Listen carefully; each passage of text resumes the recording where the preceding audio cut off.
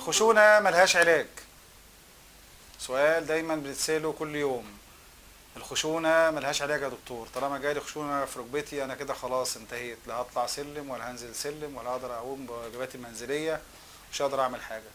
هل الخشونة ملهاش علاج؟ لا طبعا، ده كلام عالي تماما على الصحة. الخشونة يا جماعة مرض بيتعالج 100%. الفكرة في الاكتشاف المبكر، التشخيص المبكر، العلاج المبكر، تدخل مبكر، وتجنب الحاجات اللي بتعملها او بتزود الخشونه.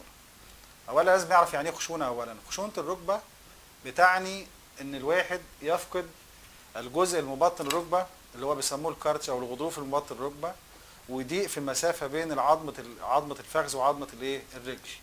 وده هو معنى كلمه خشونه. ده بيؤدي الى ضعف الاربطه، سواء الرباط الصليبي او الغضروف او الاربطه الخارجيه والداخليه. وده بيؤدي في الاخر ان المفصل يحصل ضيق في المفصل نفسه، وبعدين يحصل تآكل في المفصل بيسموه تآكل غضروف. الكلمه بتخض الناس كلها. ده كلمه خشونه.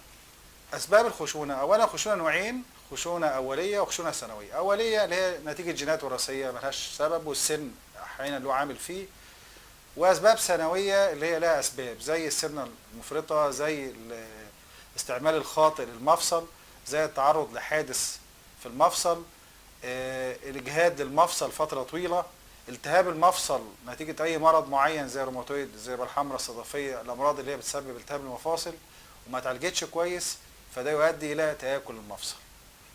دي اسباب الايه او الاسباب اللي هي المعروفه او الكتيره لخشونه الركبه. ازاي بقى نشخصها وازاي نعالجها؟ نكمل في الحلقه الجايه ان شاء الله.